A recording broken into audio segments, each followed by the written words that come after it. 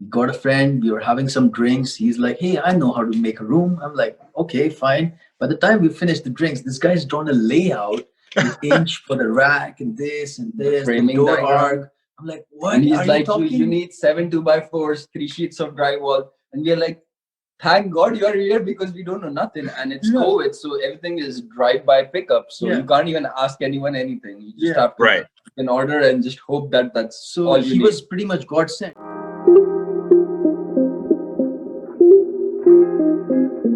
Welcome to the Golden Nuggets of Real Estate Investing, a podcast dedicated to helping you achieve financial freedom through real estate. We'll be discussing the most important lessons, better known as the Golden Nuggets of Real Estate Investing, entrepreneurship, and personal finance with new and experienced investors to help you get into real estate investing or scale up your portfolio. So make sure to tune in. What's going on, everyone? It's Ross Nadai. I'm a real estate agent, an investor, and host of the Golden Nuggets podcast. Welcome to episode 6, part 2. If you have not listened to part 1 of this episode, I highly recommend going back as we drop a ton of golden nuggets for you and continue the conversation here in part 2. Before we begin, I want to give you a quick update on my latest project in Sarnia.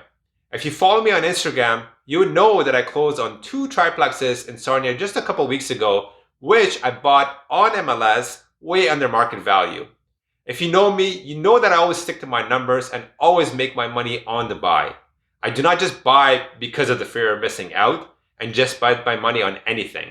I ensure that I'm able to cash flow and pull all my money out using the BRRRR method. It was not easy, but I was able to work out a cash for key deal with the tenants that I assumed, and I'm very happy to announce that we'll have vacant possession end of this month to start the renovations. I'm super excited and can't wait to share the progress with you.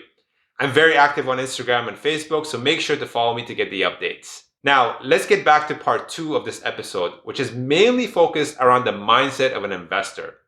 Folks, I know numbers and progress and all seem very sexy, but what gets the job done is your mindset.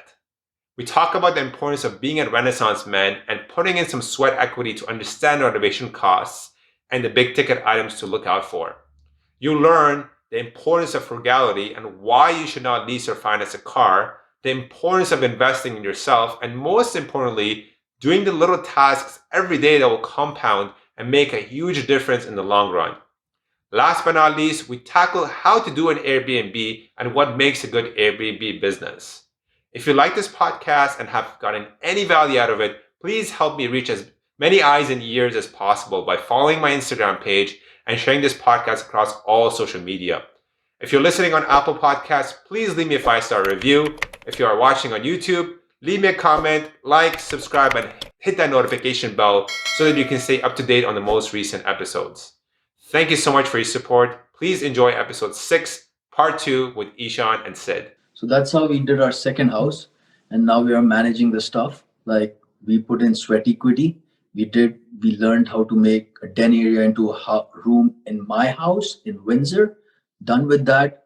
We got a friend, we were having some drinks. He's like, hey, I know how to make a room. I'm like, okay, fine. By the time we finished the drinks, this guy's drawn a layout with inch for the rack and this, Framing the door diagram. arc. I'm like, what And he's are like, you talking? you need 7 2x4s, 3 sheets of drywall. And we're like, thank God you're here because we don't know nothing. And it's COVID, so everything is drive-by pickup. So you can't even ask anyone anything. You just have to take an order and just hope that that's all you he need. was pretty much God sent. And then we told him, we got to pay, we'll pay you, just teach us. So we learned the skill, we did it. We made it like a friendly, happy, fun session instead of going and constructing. We're just enjoying it after 5 p.m. until midnight and then working our 9 to 5 next day. So it was fun. And then we learned all this. We came to Cambridge after we rented the whole place out. We got back to Cambridge. We picked up the tools. Ishan and Sid renovated the whole studio unit downstairs from bathroom to kitchen to you name it. It was like everything. almost a gut. Yeah, we did everything. It took 5 months, but hey, I did not have money, as I told you, right? So might as well use my time. My time was less valuable. Back then. That's awesome. That's awesome. Have you guys ever read the book called Early Retirement Extreme? Sorry? Early retirement. Early Retirement Extreme. I saw it in your post. That's the first book actually I read.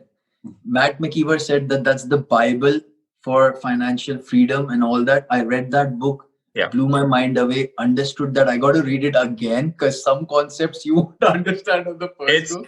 I agree. It's not an easy read. It's like a textbook. You kind of have to really, really read slowly to grasp the knowledge. But one of the things, the reason why I bring that up is exactly what your point. It's called the Renaissance Man. So Renaissance Man, yes. So the idea of the Renaissance Man is being skilled in multiple avenues, right? So often what we do is we trade our time for money. We have a 9-to-5 job, and then what we do is, oh, there's a plumbing issue. Oh, you know what? I don't know how to fix that. I'm gonna call a plumber. You're gonna spend $300. Now you're gonna be like, oh my God, I'm broke. I gotta make the $300. So what are you gonna do? You're gonna put more time and more hours trying to make that money back, where you could have turned around, learned the skills, did it yourself, saved yourself money, and you essentially have another skill that you could potentially go and help someone else out and make extra money. So that's the whole idea of it. Absolutely. And another thing to add to that, back in that day, during World War and all those times, our ancestors did not have the liberty, the freedom to pursue what they wanted. They had to do whatever was given to them. So just thinking of that, if I was back in that day, I wouldn't make a fuss about this. Oh, I have a 6-figure job. It's too below my pay grade. Like, no, man, no. You got to learn some things, like bring something to the table. He also emphasizes in somewhere over there, you're making an omelet every day, right? And then he's like, oh, there's new omelet maker, which is fancy. You just put it in and then, right? You might have read it too. So he's like, they're charging you to buy things which you don't need it in the first place. It'll take 2 more minutes for you to make the omelet on the pan, right? So why do you want to buy this fancy omelet maker to just save those 2 minutes? Like, they're just like, yeah. I totally agree. Yeah, I think overall, it's a fantastic book. Again, it's not an easy read, but I highly recommend anybody looking into it. Absolutely. It really puts everything into perspective, because we are in a world where it's consumerism, right? We're built in to say, buy this. This is going to make your life easier. One of the other ones, one more point I want to mention was the cars. He said, now you have the transportation tool so you can travel far, but now you're living further. So are you saving time? No. Oh man. You're paying more to put on gas, to drive another hour and make your commute even longer, where you should be closer to work, closer to the city, so you don't even need a car. Yeah. And then the fact that like exercise and then this, like you're using your body, you're staying fit also. He adds that aspect as well. I love it because you're talking about that book and someone is reciprocating on the same frequency. It's like joy to my heart right now. Absolutely. No, and that's what it's all about, so books I absolutely love, right? So speaking of which, I mean, I know you touched on Rich Dad Poor Dad, and I know you've also read Slide Edge. Love that. Oh, beautiful. Wonderful. Amazing. That's a very easy read. That one I really recommend for anybody who's trying to just get an idea. It's a very enjoyable book. It talks about little scenarios, stories, kind of paints the picture. It's about, although it's all about the same thing, it just drills really hard when you read it. I would like to emphasize on that point when you said that it's really the same thing. What happens is a newbie reader, it's the same thing what he said in the previous chapter. Why do I need to learn again? Like there are 10 more chapters. He's just going to make a fuss about that.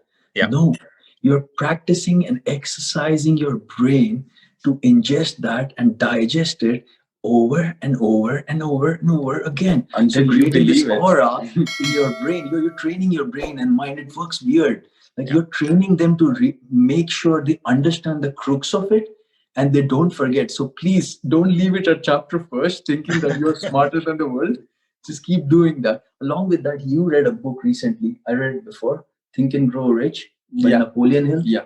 Production. Fantastic. Such a good fantastic book. Must read for everyone. Please read that book, Think and Grow Rich. That's literally my next one on the list. You have to. I have it, but I'm going to start reading that. Yeah. I'll tell you what, you will read that book more than once, 100%. Every year you should read. Some books are there which you should read every year just to remember what things were there, how they taught you. And I mean, like when you are at a different stage of your life, you ingest the data in a different way. You might make more sense out of it, right? Yeah.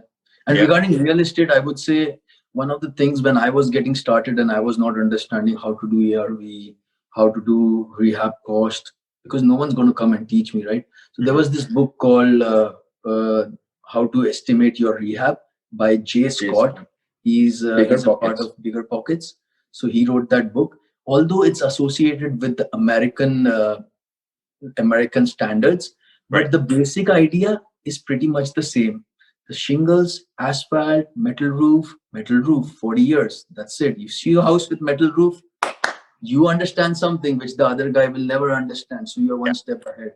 Okay, go see under the roof. Where do I see under the roof? See under the roof where there is shade, where it doesn't get enough sunlight. Is there some leakage? Okay, there's no leakage. It's good. Small things build up. But you would not go and read the book because it's freaking boring. If it's boring, then how are you going to succeed? Like, these are the things which not even someone will teach you with money, right? So I know.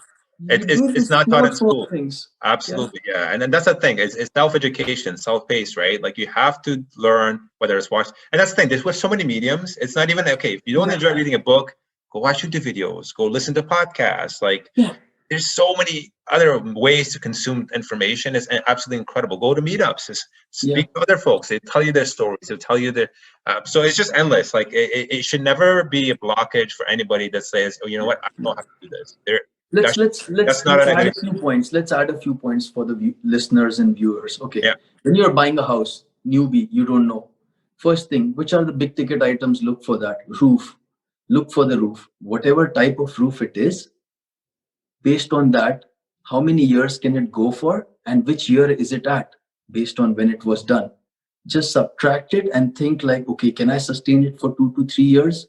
Good. If you can sustain it for 3 years, appreciation will take care comfortably. Don't worry about that. Just think of 2 to 3 years, which is another big ticket item. HVAC, AC. HVAC roughly cost like 3 grand. HVAC, AC together cost 5 to 6 grand maybe. So that's also a big expense. Just try to see, okay, if that was done recently, if its age is 8 to 10 years, you got it within 5 years, 3 years, you're good. Easy. 2 expense done.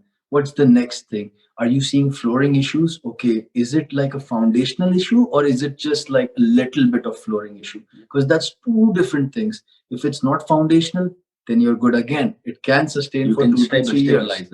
That's pretty much it. And then downspouts, water management. You will see downspouts coming from the gutter coming down, and the water is just been spit out at the foundation of your house. And then after 2 years, you're thinking that why is there leakage in the basement? Yeah, it's not. You gotta extend it outside, away from the house, so that it doesn't keep pouring water in your foundation and eventually cracks it down. So for the newbies, if you're looking at a property and you look at these few points, you are safe. How safe you are? You are safe like your ass getting whooped. At least that part is safe. Like yes, you won't get enough cash flow, some tap repair or something. That's part and parcel of life. Don't worry about that. But you're on a big scheme of things, you're not asking your papa, mommy, or anybody like, oh, I need some money. I'm like dying here. This. No, nothing like that's going to happen. So please do this. To emphasize how important this is, the downspout part. Do you know this guy? Who's that guy who does multi-million, Casey Wong, the legend of multi-families. Yes. He got a house. He got a multi-family. Sorry, house is not there in this language. Multi-family. Okay. He saw that there's a issue with the water dripping in the house and all that. So he subsidized nearly $50,000 to $70,000 on the house just because of the water leakage and whatnot. Okay. In the basement. Okay. He bought the house for $50,000 to $70,000 less for the cost because there was a water leakage in the house. And what he does after he purchases the house, he just directs the downspout away from the house, $600, $60,000 profit in his pocket. So simple, small things like, these come a long way. Do your homework, make sure you have all the basic expenses lined up. Then once you're safe, go for it. Just jump in the water, close your eyes and jump. That's pretty much it. Yeah. Oh, you guys brought up some excellent points. Yeah. So anybody who's kind of looking to understand that, definitely. What was the name of the book again? So we can just recommend that to them. How to Estimate Rehab Costs by Jay Scott from Bigger Pockets. Yeah. Perfect. And another golden nugget I would like to drop for our listeners is please don't buy a car on monthly car payment, lease, or mortgage. Please never do that before you start buying houses. Yes. Like that is the worst thing you can do to hamper your buying capacity. Why is that, sir? Like if I buy a car, and my lease payment of the car is $200 to $300, I don't have a problem paying $300. Why do you think that's a problem? But that reduces your buying capacity by how much? $5,000? No. Then I think $30 to $40,000. Just like $200 monthly payment reduces your buying capacity by $40,000. Now, sometimes $40,000 is not a lot, but sometimes when you're trying to get into a market which is super hot, that might just make it or break it. That just might kick you from the detached house section to the semis, or from semis to the townhouse. Now, personally, like we had bought a BMW outright, and then I fucked it up because of my mistakes. And then when we sold it, it's okay. We got a 2005 Honda Accord with 3 lakh kilometers already on it. And it is at 360 right now, sitting in my driveway. And like, I just made 110K this year just by this one house. How many Honda Accords can I buy, or how many Beamers can I buy with that money? But if I had like a fancy as BMW on car payments, maybe I wouldn't be able to purchase this house. Maybe I had to buy a townhouse where I wouldn't be able to house it properly. And I wouldn't even get this 110K appreciation. Would probably make just 40-50K appreciation. So basically he's saying is $200 of payment is small in your books, but when you're getting a loan from the bank says a big risk, right? Because of the other payments accumulated together. Yeah, and you know why that is? Because they look at the payment as a whole. So they look at the value of the car, right? Well, when you purchase a property, sure, you pay $200 a month, but that car is probably worth $40,000. So they not the 200 a month. And then you have to also remember, you get like X amount, so you get $4,000 a month, and they are trying to estimate what amount of mortgage you can pay comfortably, making sure you get money to eat, food, just roam outside, drink, make all other payments and stuff. So suddenly that $200-$400, when it gets in there per month, it just reduces the amount you can pay per month for mortgage. Correct. And that kind of hampers your buying capacity. So, as you suggested, it's the cost of the whole car instead of just the monthly payment. For sure. And then to your point just earlier about, like, you know, being able to afford a car. Yeah, I think it's again, it's shift the mentality. I'm so glad you guys are on that page, because it's like, you don't care what people think of you. Like, I can go drive, I can go get a Ferrari and park it outside my car, but what does that really do? Who am I trying to impress? Is that going to set me up for you know, success in the future, or is that going to pull me back from which one is it, right? Yeah, absolutely. Like I see people putting themselves in tight positions where they'll buy cars which they cannot afford, and they're making payments which they really can't afford. And then when there is an expense, they're like, fuck, $2,000, how do I manage it? Right now, I can, if my car breaks down, I can just throw it and get a new one, and I wouldn't even feel the pain because it's that cheap. Yeah, to your points, like, yeah, if you can change people's lives in any way, shape, or form, even if there's one listener listening in and tomorrow says, oh, you know what, I'm not going to buy a car because Sid and Ishan said not to. we got to win here. That's it. Absolutely. Like, just think in my perspective, I'm making 6 figures, he's making 6 figures, and we are rolling in a 2005 Honda Accord. Yeah. Which has 350,000 clicks on it. Like, do you think I cannot afford it? Yeah. And you know what? There is something that just turns the, you know. I want my baby to go in his first car, this Merc, or whatever the best car that is. So I'm laying the foundation. But at the same time, he should learn from me and himself what needs to be done the proper way, not just like get it, right? Yeah, you don't want to like spoil them and just give them everything and anything. I think eventually we're all going to be able to teach them financial literacy and get them to think for themselves, right? They understand what asset, what liability is. But yeah, no, for sure. No, those are really, really, really great points, and it's very important. And yeah, thank you for sharing that. Yeah, I mean, that's a lot of information for people to take in, but it's very fantastic information, especially when you start off. We don't know any of this stuff, right? I'm sure you guys had to. Thankfully, you got some guidance, but for other folks, they don't know, right? So they go phase that situation, they won't learn, right? So it's good to That's like. wh- that's that's why we have podcast. Thank you to you for bringing it out to the people. Had you not reached out to us, had we not connected with you, Yeah. someone in that home is now not going to buy a car. He's going to take all those lines of credit. He's going to take purchase plus improvements, renovations, money, affordability. We are setting someone's career. Like I don't know how many, but I don't care. Like we are having good conversation. at the And that's end what of it is, right? Like we Yeah. talked about this earlier. Like we love that our community is so giving. So now we feel like, okay, we have something under our belt. Why not give that back and help other folks, right? And that's the growth mindset. Like I used to think, and I'm sure you guys went through this too. Yeah. I had like the whole scarcity mindset. Oh, I can't tell so and so my secret because then they're gonna come into my market and then they're gonna take over the properties. The more you share, the more you get. It's an incredible thing in this world, right? So the more I talk to you guys about how I'm doing or how you guys are doing, the more I learn and the more we bounce off ideas, the more success you get. And that's just how it works in this world. Yeah, Absolutely. I was like, we are currently coaching under Corey McKinnon, and I was watching one of his videos where he breaks down, if you are living 75 years, you only have this much years, out of which 1/3 of your years you'll just spend sleeping away. And then 1/3 you will probably have time to spend with family, and 1/3 you're working away. Now you got to make sure you work really hard, correct. And So he's saying like if you're thinking like, oh, I'm tired, I don't have time, it's boring. Right. It's 1/3 of whatever lifespan you have, 1/3 of lifespan what he has, 1/3 of lifespan what you have for work. Right. Do whatever the best you can. Like don't waste time. Like if you're wasting time, enjoy that wasting time, please. Don't Right. other than the money, the most important vehicle is your body. Yeah. The amount of stress you give for a couple pennies, couple $100 is not worth for your best vehicle. That's your body and your mind, your soul. Just live a relaxed life. Like if I have tenancy issues also, now I stopped giving 0 Fs right now. Like it will pass. Like everything will pass. Why? Because I'm taking care of myself. Today my girlfriend texted me, Ishan, I know that you're not exercising that much, which is okay, but just go exercise for that 5 minutes, for 1 minute. Nobody needs to do for 7 hours.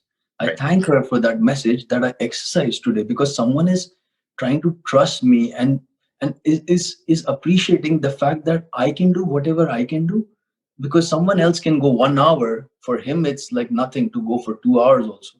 For me, getting that 1 hour, the 1 minute, the barrier is more effortful. So just do little things, just do small things in a relaxed manner. Just make she teaches about just going off topic, sorry, but she teaches about something called an inner child. Everyone has an inner child. They have gone through some traumas or some issues growing up. You try to hide it, but you cannot hide it. They come out based on triggers and issues. So what the point was, that even if Ishan is running behind $100 million, $1 million, this house, it doesn't make any value if I cannot sleep at night calmly, if I'm not happy and content in myself. So you got to take care of the most important vehicle. That's your body and soul. Other than real estate, which is good, but small things like just to add on that, like whenever you think of buying something which you don't really need, you just kind of want it, like latest iPhone, the latest Air Jordans, like divide that price based on what dollar per hour you get. And then don't look at it as a dollar amount, because dollar amount doesn't feel anything nowadays. And like us, where everything is tap, just eat, like pay and stuff, you don't even hand cash. Like when you hand cash, you feel the pain of $1,000 going away. You don't feel that for anymore. sure. Remove the card, tap it, you walk away. You don't even know you spent like $2,000, right? Yeah. So in this time, like just break it down into how much dollars per hour you get paid, and then break it down into, okay, I gotta work 3 days to get an iPhone, or 80 hours or 100 hours to get an iPhone. Correct. Do I really want that iPhone real bad? Yeah. I might just spend that 100 hours with my family. Yeah.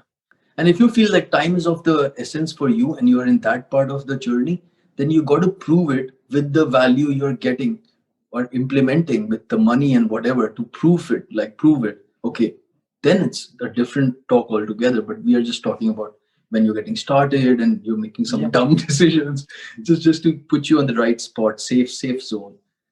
Yeah, and the little things count, right? Like as we mentioned, like there are things that are easy to do, and there are as easy not to do, right? So exercise is a Slight very Slight big, edge. Slight edge. right? That's a big one, and it's actually so factual and so true. And I'm on this throughout the same journey, like and we tend to like have always excuses, right, around why we don't want to do certain things. Like for me, I'm guilty of not working out for the past, I would say 3-4 months. Like I live in a condo, so I have a gym and everything, but everything is locked down. Like everything's shut down. I can't use it. So I was in the hope, so you know what? I don't have the equipment. I'm paying the monthly fees. Oh no, you know what? The gym is gonna open tomorrow. Guess what? It's been 4 months and I haven't done anything, right? So it got to the point where I'm like, you know what? Screw this. I'm gonna just take a bunch of dumbbell sets. Even if I can do 10 minutes a day, that's better than doing absolutely nothing. Like, and I love that's it, man. the compound effect. And it really does. Like I started waking up early. Like my routine is literally I wake up first thing in the morning, like early around 6:30, 7 o'clock in the morning. I meditate for like 5-10 minutes, right? And then I read. I love reading in the morning. Like I love consuming information first thing in the morning because my mind is fresh. Then I exercise a little bit, I shower, and guess what? I'm working. And then I'm set for the day. Like you want to get one of those hardest challenges done first thing in the morning. For me, I'm a morning person, and I love it. That works really well for me. That may not work for you, but that'll be something you can explore. Yeah. Yeah, so Absolutely. when we were staying in Toronto downtown and we were working in Mississauga, we were called the retards who are doing the other way around. Instead of staying for cheap over there in Mississauga or somewhere, we're staying in Toronto. But we love the personality development aspect and being out there, embracing the city, the culture, which is like new for us. So it's like a kid in a candy shop. Like, whoa, why would I leave the candy shop just to save some money while my life is draining away? Years are going by. I understand that, but so we used to travel from Toronto, beat the traffic. We used to leave at 5 a.m., hit the gym by 6:30. Then we're done with gym by 7:30, 8ish. Take a shower at the gym, and then go to the office at 9. I feel like I've conquered the day. Take a shower, do steam, sauna, Everything. cold plunge, Everything, and everything. then 9:30 you're going to office. Like, oh my god, I just had a wonderful spa day. Yeah. And that's But, like every but day. if you were a close friend of mine and you visited my place where I was staying in a room, it was such a shabby place. It had a little bit of mold in the bathroom. Funny story, 6 months we stayed there, we never took a shower over there. Oh my God. This was our excuse to go to the gym every freaking morning. Every single day. Now, Wow. life gives you shit, you turn it into fertilizers. That's part of it right there. Wow. I want you to copyright that one. I love it.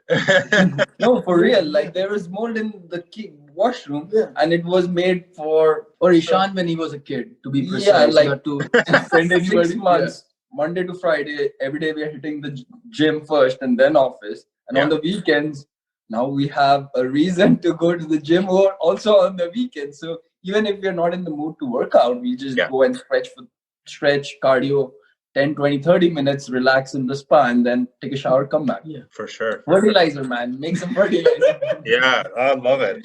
I know we kind of digress from the whole real estate thing, but it's important. It's good. It's good. It's important. Like Absolutely.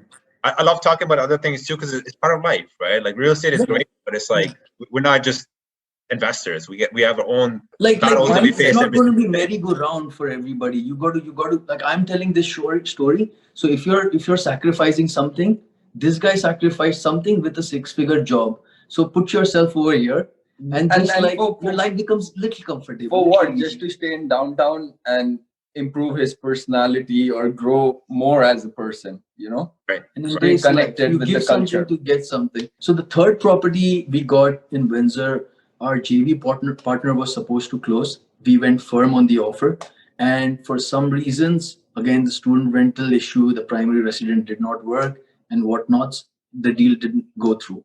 So the guy we were purchasing the property from, he had a condition like he had to buy another property, and that was contingent on the sale of this property, right? So we could have just said like, oh, keep the deposit, bye-bye, but we did not want to get into all that hassle. And we respect the relationship aspect of real estate. Absolutely. More than the money, because money will come and go, being the riches which we have seen earlier. So we respect the the relationship, the human aspect to that. So we took the deal ourselves, and we did private lending for that. We quickly closed the deal. because we did not have planned to buy this. So we did a private lending, we closed on it. It still cash flows at 7% interest only payment, but now we are tweaking the strategy to get it a refinance from a lender and then take it on from there. Then it's going to cash flow 1,500, somewhere around that ballpark. Wow. Nearly. So that's the strategy. So it was a short kick in the butt, I would say, wake up call, like things go south, don't buy firm. But yeah, we learned our lesson. Yeah, real estate has its highs and lows. But you should always remember it's so forgiving that even if we decide to sell property today or later or whenever, we are not at a loss. And even if you're at a loss, we made so much from different other properties that it doesn't even matter, to be honest. Like real estate, so forgiving. Yeah, Absolutely. that was the third one.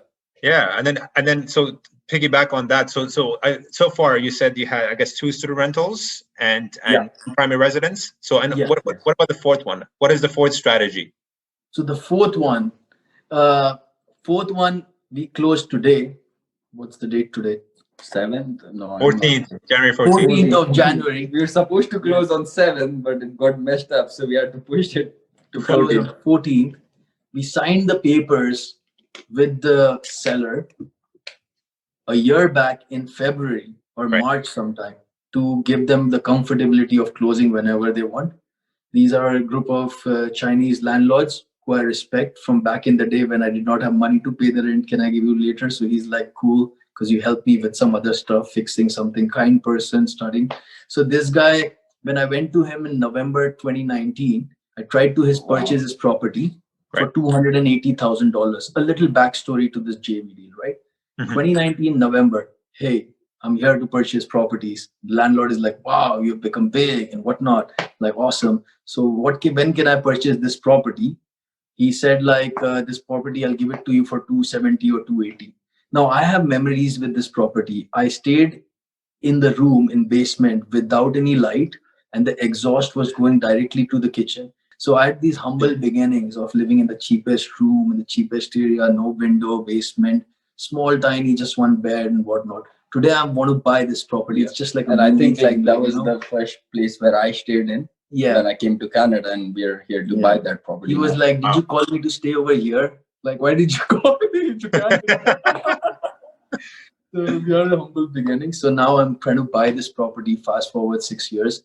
2019, I go and talk to him like, hey, I want to buy this seriously. So he's like, okay, I'll give you for 280-ish. So I'm like, no, give it for 275. So I'm fighting for $5,000. Newbie, Sean. Sid is very, very newbie. And then we are like, okay, let's talk about it. We are trying to continue. Well, the real estate market in Windsor was that time picking up slowly. The student rental had not picked up. It was just picking up. This guy goes to China for 2 months to get rid of his properties. Yeah, he wanted to liquidate his properties back in China. So he comes back after 2 months. Fast forward December, January, he's here. By that time, the real estate market is going crazy. Like shitty properties is going for crazy values in student rental. So this analysis of cash flow was suddenly like, hey man, my cash flow number is coming weird at this price. So he understands that and he's telling me, oh, did you know that property sold for this much? That property sold for that. Now in March, what's happening is he's asking $320,000 for the same property where we started the negotiation for 280 in February. And we were scrambling for mere $5,000, right?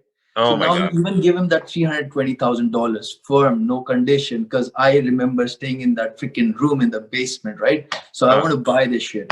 So I buy that. He signed the papers. He's like, I'll sign it and we'll get done with it tomorrow. And then some lady in the evening comes from Brampton and she puts an offer for $350,000. She just comes and asks, like, is it for rent? Because she's seen that symbol. And then, do you want to sell? And she just puts an offer. These people don't understand. They just put an offer. Like, they've not done this market study or whatever, right? Right. And this Chinese lady and the landlord is like, whoa, 350. All right, let's get it. So they're pretty old. They didn't understand there was a conditional clause. Now it's like a student boarding, like a boarding house. So the banks won't finance and all that kind of shit, right? Like the new buyers wanted it like vacant possession, and the current landlord didn't want to worry with 7 different leases, 7 students. Like he didn't give too much. Pretty much they didn't know what's going on. When they came to know, but now they're thinking like, oh, it's worth 350, so your offer is off the table. So I'm like, all right, fine, we'll get you someone who wants to buy the house at that price. We got someone. And I think throughout the whole process, Austin was helping us and guiding us. Yeah. Throughout the whole process, because we were quite newbie and we weren't I understanding how yeah. to close the property, right? Yeah. So we helped another person buy the house. Then we became friends with that person who closed this house. Now we're talking to the seller. Hey, I helped you sell the house. Right. What do you have for us? So they're like, oh, we have 10 or 15 properties. We only sell one per year because of capital gain, blah, blah, blah, blah, blah. I'm like, all right, which are you selling next? So we go and ask, can you do a viewing? Like we did viewing that day itself. We put an offer, 290K. That's what you want, 290K. Then she goes home and she's thinking, oh, I asked him and she gave it. This is not Ishan, which we know. So maybe we should up the value. Then she comes back 320K. I'm like, okay, 30K extra. All right. Then we accepted that also. She's like, no, 330K is the last because my husband is saying no and I'm saying yes. And I'm like making some story. 330K we locked that property for. And now today we are closing 14th of Jan.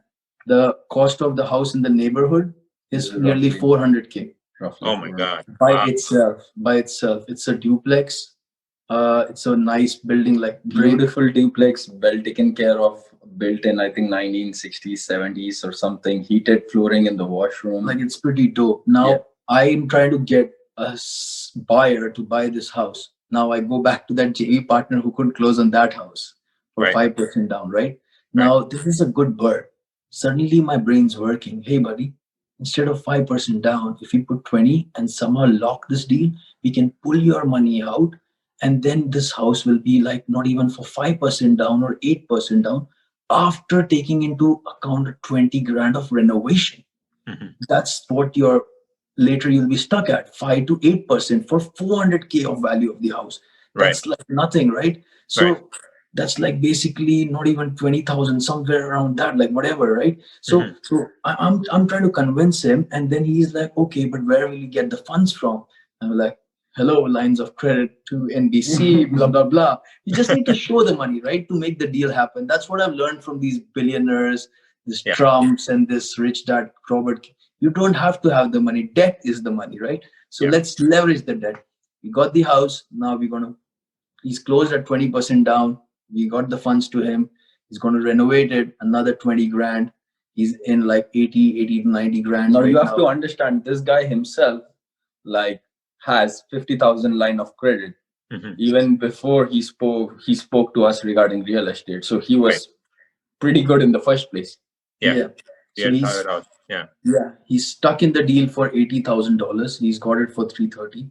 If after renovation we can push it to 420 or something, 80% of that will come to 330. So his renovation money is stuck, which is 20 grand. So rest of his down payment is out. 20 grand for a house of $400,000. That's like 5% down payment. Technically, he is putting.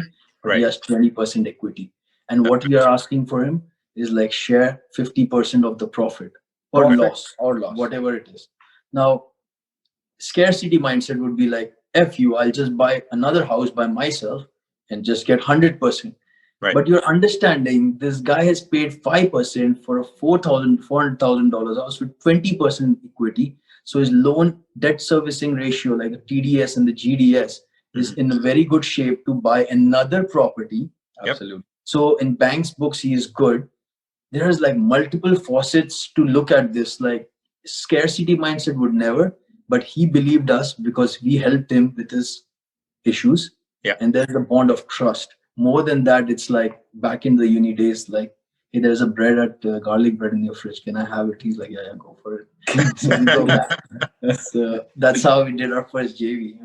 Wow, that's awesome. Yeah, so that's the thing. I think for a lot of folks, like, if they want to scale up, we're talking about intermediate to advanced investors. That's their bread and butter. I mean, I only know of a very handful of people that have kind of done it solely on their own.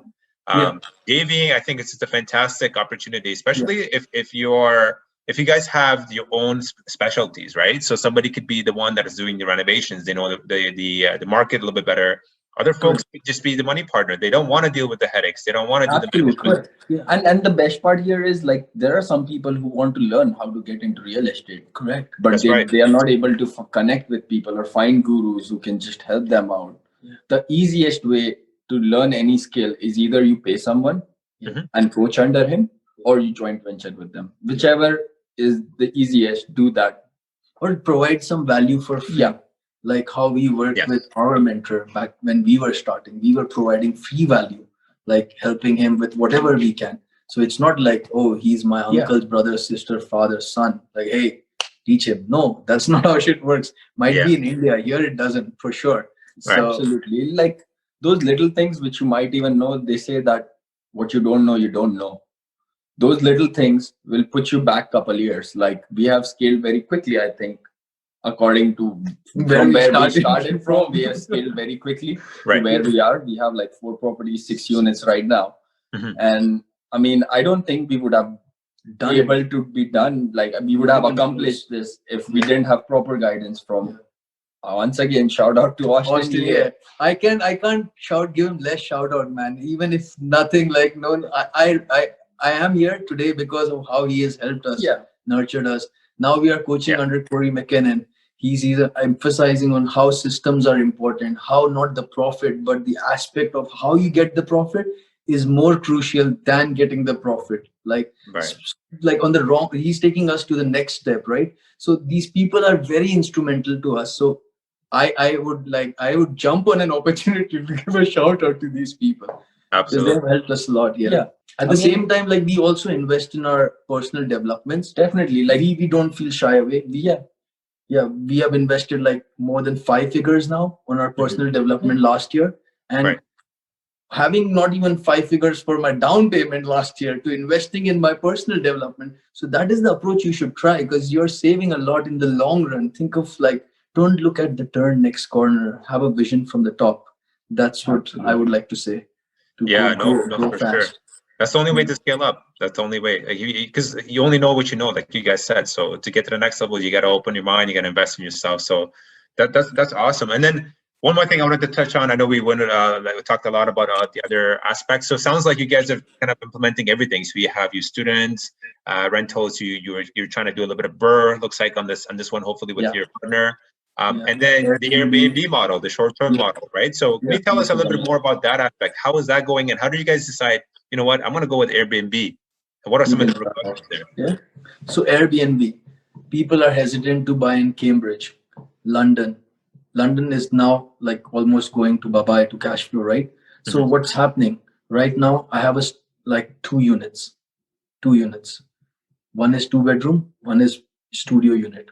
I furnished the student unit, put $5,000 to $10,000 on it, right? Now it's fancy.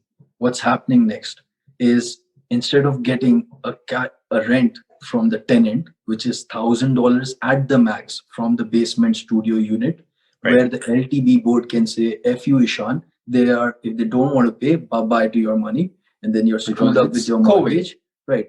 Then another shout out to this guy, Abhay James Fernandez. I wanted to meet this guy, and he was great enough to meet me, and he was not having time, so he just came to fix his car in Tesla Kitchener station. So I'm like, hey, 6:30, I'll be there. 7 o'clock, yeah, I'll be there. We went for breakfast. He's like, hey, Sean, why don't you do Airbnb? I'm doing that as well. That works out quite fine. And I'm like, Sid, we should do Airbnb because then if the landlord tenant board can go bye-bye, like I don't want to use swear words right now, but just saying, like, I don't have to worry about LTB and whatnots, right? Because when you have a secondary dwelling unit or 2 units, even if it's your primary residence, the law says it's a separate unit. So if there is a tenant doing illegal activities, you by law have no rights to remove him. Now, until you get the proper document, paperwork, and like a everything, which process will be wise, like 6, right? 8 months. Right. You have to give them Ishan's property, five, the student rental in Windsor, there was a person doing like a illegal activity. Now I have shareable amenities. Like there is a law which says that if the amenities are shared and it's a one house, I remove that person out of the house in 2 days within COVID. right? We don't have that liberty and Sid's place. So what we decided, let's work based on the strategy. So we are evolving based on And our the learning. numbers also sounded very attractive, Like right? $1,000 long-term tenancy to right now getting 1,500, like on the leased value from the basement. On a good month, we'll get $1,800 from the Airbnb. And what's $1,800? That's basically the mortgage of the whole freaking house. Like, So we get to live on the main floor, living in a 2-bedroom unit by just paying utilities for the house, which is ridiculous. Yeah. Wow. And this is not even like, once we get super host, we can get 1,800, 1,850, 1,900 easy. And this is money coming in from a studio unit, like 450 square feet, not 450, 400. But I would like to add something to that. Yeah. An interesting thing based on the person from pragmatical experience. Your Airbnb, if it has 1 bedroom to like a studio unit, that works more in favor because most of the guests who we have are In related Cambridge. in Cambridge are related to work, any kind of work. The general hospital, a surgeon comes here, someone wants to give a lecture at a university over here, or the Toyota plant, if someone comes here to work. So everything is regarding work. So it's like a working person would want 1 BHK or a studio unit. He wouldn't want a lavish 2-bedroom, right? So I would say, like, look for a duplex unit, look for. And to be like, honest, it doesn't 1 even BHK. have to be legal duplex. You know, it's good to have a legal duplex in terms of the banks, but that's like, it's impossible to buy something like that in Cambridge because it's so expensive. As long as you have separate entrance, it feels like a proper separate unit. You can work with that as Airbnb. But if you purchase the property at 5% down, you have to understand that when you try to sell the property, you have to pay commercial taxes. Correct. Because you used a portion of the house for business purposes. Correct. So that's what we're getting our corporation set up at the moment, so that we can put it under that, and then we kind of save. We can defer taxes, save taxes as well. Yeah. So talk to me a little bit about that. So you purchase this under your own name, right? Absolutely. Okay, perfect. So now that you have Airbnb, how are you going to incorporate that? You're basically saying the bottom entity is separate. Like, I'm not clear on that. What I'm gonna do is, I am the owner of the house, and I am gonna rent to our corporation, Kober Capital. Right. And then Kober Capital is, once he has rented that unit from me, he's running his own business. Right. So whatever money is being made is not being made by me. It's being made by Kober Capital. Right. And then we show crazy ton of expenses to defer the taxes, like save taxes pretty much. Yeah. So pretty much I'm just renting the unit to Kober Capital instead of a long-term tenant. Correct. And on my personal tax filing, I'm not making a lot of money, but the main money is being made in Kober Capital. And to be honest, I don't even want money on my tax filing because I'm already making 6 figures. It burns my heart to be paying like 30, 40, 60 grand in like taxes every year. And I'm like, man, that is so much. I know. That is more than someone like someone earns in India. Like his life can be made with that money. And I'm like, damn, this is crazy. So yeah, man. So you gotta. And I was gonna also ask, like, what are, like, so Airbnb, right?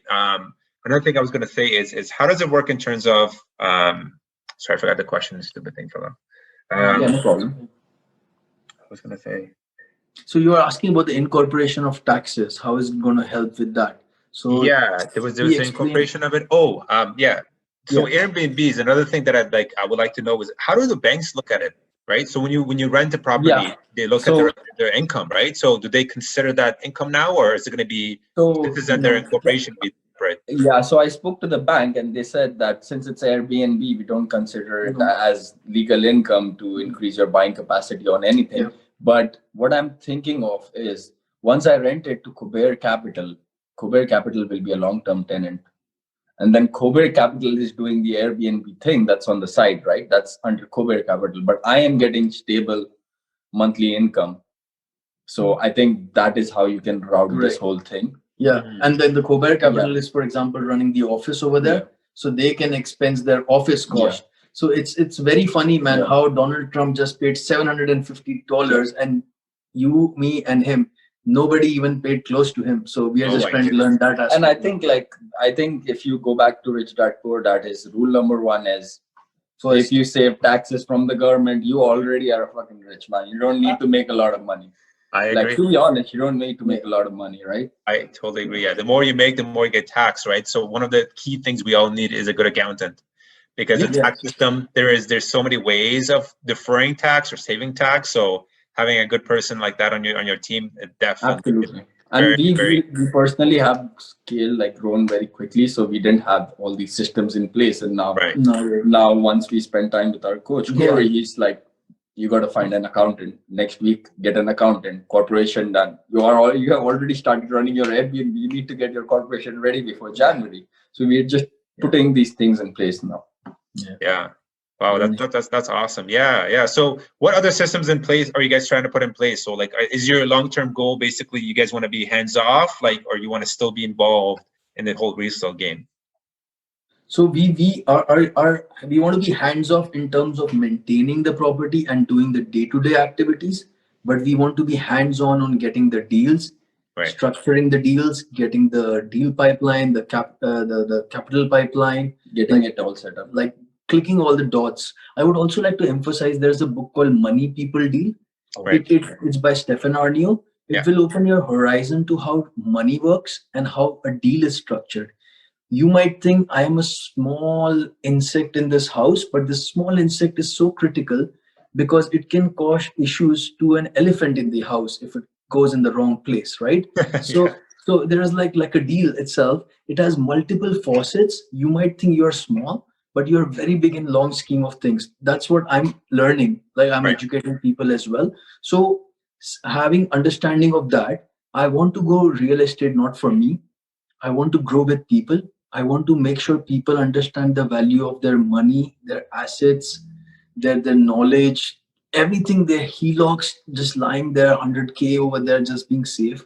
What are you doing? It's waste money. It burns my heart when I see a person who's like, yeah, I have like a house, expensive house, and I'm just sitting on 400K equity, and I'm like, and what are you doing with it?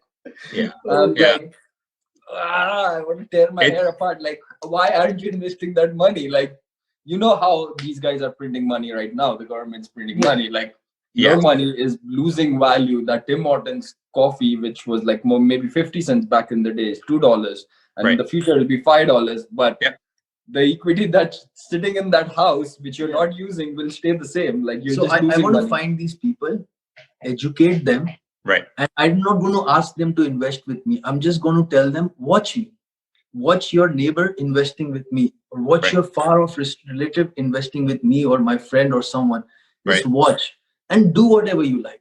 And then gradually, whoever is smart enough, they will click and then grow together. So we want to grow a real estate portfolio for everybody, not just for us. Like, I love the point you made earlier about valuing relationships over money. And I think that's a very key aspect, because like to your story earlier, if you didn't have a good relationship with your landlord, right, and if you didn't pay rent, you be able to buy that property?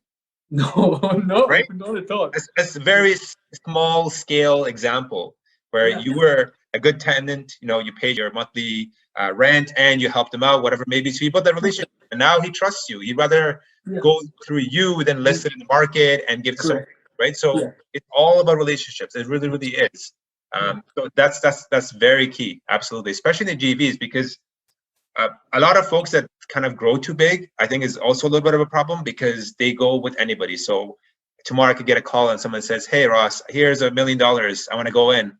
That guy could be like the biggest annoyance to me ever, because he wants to control this. He wants things done this way, right? So you have to be very careful, smart about the roles and the things that each partner does bring to the table as well. Yeah. So do you guys now outline that in your agreements when you're on your JVs? You say, I'm responsible for this. Like, do you emphasize on who does what in your JVs, just to make sure? Yeah. So we emphasize on the fact that we are active partners and we'll be making all the decisions, and then you are the money partner, so you will be taking care of the money. And if we really test the person and it's just like a rotation of money, we kind of help sometimes here and there. Like at least this JV, we helped him out because we trust him. Like, it's our first as well. We trust him very well. Yeah, he's like a very good friend of ours, and it's like, if this is the thing that will make or break the deal, dude, I'm here. I'll help you out. But we try to lay the rules up front and be a little strict in the start. But that's not who we are. Right. We tell that person, but if push comes to shove, why be on the wrong side when you're doing the things the right way?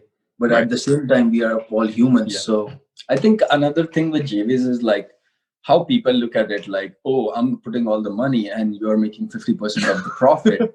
Brother, you have to understand whatever money you put, you're getting that back. And then whatever is the profit is the share, or whatever is the loss is the share. But you have to understand that you didn't know nothing and you just pulled off an almost perfect bird. I am not the smart one. You are the fucking smart one, because you pulled it off knowing nothing about real estate. Exactly. And you learned so much on the way. Like you were saying, it's free education. All the access to all the knowledge that I have. And if you ask a question, I cannot say no to you. I'll definitely want to help you out, right? But if a person from the street is like, oh, help me out here, and I'm like, okay, give me 5 minutes, I also have to do my work, right? So here he has full access to all the knowledge, and while he's doing the practical like a burr, he can gauge more knowledge. Correct. For sure. And the return on real estate is just incredible, because a lot of folks are more into, they think of stocks, for example, and you're competing and you're trying to like beat the market, right? So what's a good return on a stock? Let's say 10%. Yeah. Right. 10% is like a win. You're like, yes, like I made it. S&P, what's the return on a real estate investment? So 30, 40 so to much 50%. infinite. Just imagine, like, okay, I started, like, it's just crazy how much you can make money, right? Like, if you have 10 grand in stocks, you make what, 1 grand? Right. That's 10%. Let's make it 50%. You made what, 5 grand? Right. Now imagine if you have 30K investment, you make 15 grand max. Right. And that's like a big amount you make. I take that 30 grand, I buy this house, I make 110 grand. Yeah. Because people don't understand that when you're putting that 30 grand in, you're not you're not playing the game of 30 grand. Now I'm playing the game of 440K. That's the purchase price of the house. And if it goes even up by a couple percent, I just make 10 grand like that. Yep. You know? For sure.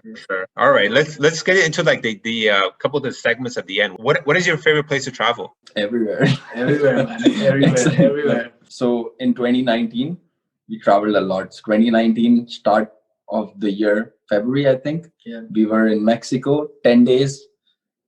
We didn't spend a lot. We barely spent like $500 because we had plugs everywhere. Like a friend is hooking up with free hostel stay wherever we go. We are like roaming around. We traveled like six cities in 11 days. Wow. We just spent $600. That was like. So we don't go to resorts and that fancy stuff. That's stupid. We go to the cheapest place, the place where we know people. So that's how what Toronto living downtown has helped us. We know so many people.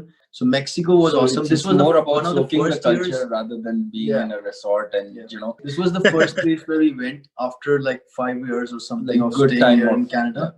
Yeah. So one of the first places. Then that year itself, we went to Tomorrowland in Belgium. It's a very big music festival. Oh wow! I book his ticket. I'm like, don't worry about the money. Pay me later. Life works on debt. So we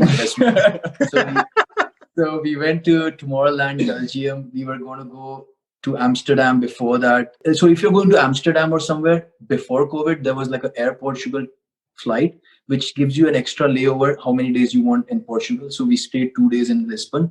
Beautiful city, amazing. Then comes my favorite city of all, Barcelona. So beautiful. Stayed 1 week over there in Barcelona, the best city ever. There's so many things to do. It's a proper tourist trap where you can spend like a good 1.5 week and still you have another 1.5 week worth of stuff to do.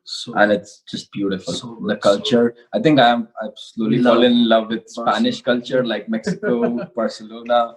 And I think Portuguese culture is also very similar to Spanish. So I kind of like Lisbon as well. So yeah. It's funny, all those places you guys mentioned, I've been there. I did the same thing, except for Tomorrowland. That was on my list. Next year. I think. Oh, COVID, man.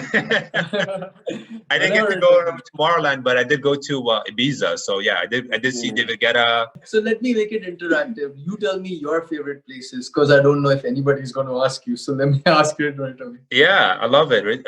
Absolutely. So my favorite place has been Portugal. I absolutely love Portugal. Oh, love it. We visited Lisbon. We went to the Algarves. I don't know if you guys been to there. Algarves. It's like basically just by the water. It's like caves. It's the most beautiful beaches ever. I heard it. I think it's close to Lisbon. 3 hours. 3 hours away. 3 hours. Yeah.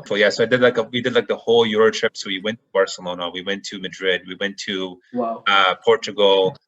We also went to Ibiza. We saw David Guetta perform. I even met Armin van Buuren. I saw him at the airport. Yeah, we went to his concert the night before, and then I run into him at the airport. It was unbelievable. It was such an amazing experience. Yeah, like I love EDM shuffle as well. So yeah, I mean, for me personally, like again, I'm so big on spending money on experiences. I'm not about material stuff. Same here. Because those memories you're gonna remember for the rest of your life. You're not gonna remember that iPhone you bought 10 years ago, right? But you're gonna remember that concert. Yeah, so true. So true. One more thing I'm gonna ask you guys, okay? Yes. Shah Rukh Khan or Salman Khan? Whoa! So you wouldn't believe this. I studied in the school of Shah Rukh Khan back in India. So no way. I'm always Shah Rukh Khan. Yeah, Shah Rukh Khan all the way. He has had the most humble beginnings ever, and his name is still there on the board as the all-rounder for that year. And Shah Rukh Khan for sure. For those that want to connect with you guys, I mean, how can they connect with you, and where can they reach you? So they can reach us on our personal social media channels. For us, it's ishan.khobare on Instagram and Ishan Khobre on Facebook. For him, it's kidyunot_sid, and we have our business page, which is khober.capital. Put those on the show notes, and then I mean, feel free to reach out to both Sid and Ishan. There are some fantastic resources. So anybody looking for JV partnership or even just learning about the real game, definitely follow them. Yeah, they're great people to have on your side. Trust me. Thank you, Ross. You're too kind. Yeah, no, I appreciate it. Again, thank you guys so much for joining us tonight. I mean, this has been a fantastic episode. Thank you so much for tuning to today's episode. I hope you were able to get some great golden nuggets out of it. The kindest thing that you could do is share this podcast across all social media to help as many people as possible. If you like this podcast or have any questions, feel free to reach out to me on Instagram or YouTube. I'll post the links in the show notes for those accounts so you can find me. I love bouncing ideas off people, and I love talking real estate. Thanks, and I'll see you in the next episode. Remember, financial freedom is just a few properties away.